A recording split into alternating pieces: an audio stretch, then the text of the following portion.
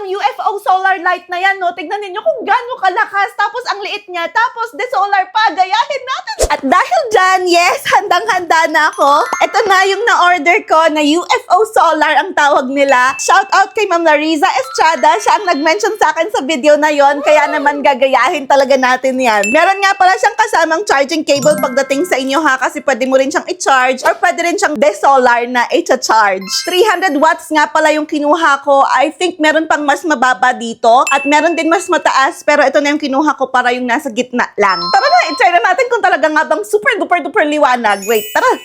Alright, andito ako. Hindi nyo lang makita. Hinahanap ko yung switch. Wait lang. Tara! Uy, ang liwanag nga niya. Sobrang liwanag nga niya. So, pwede mo talaga siyang gamitin na ilaw sa labas. Kasi sakto, de solar na siya. So, habang nag-charge siya sa umaga, pwede mo siyang ilaw pang gabi, di ba? Makakatipid ka na rin sa kuryente. Ngayon, uy, ang liwanag niya talaga. Diba? So yes, perfect na perfect nga. Ang galing nga. Maliwanag naman talaga siya. Ayan, diba? So ayan, patayin natin. Buksan. Tcharan!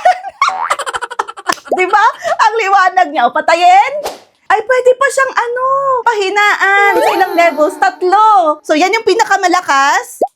Yan, pag gusto mong hinaan. Tapos yan, kapag pinakamahina talaga. Tapos next na is mag-off na. O, diba? Oh, galing ah. Para kung ayaw mo ng super liwanag, pwede mo siyang i-demand. So again, yung 300 watts po itong nakuha ko na ito.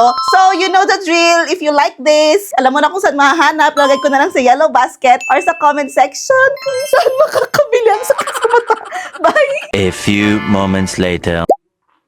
Sino may kasalanan? Sagot!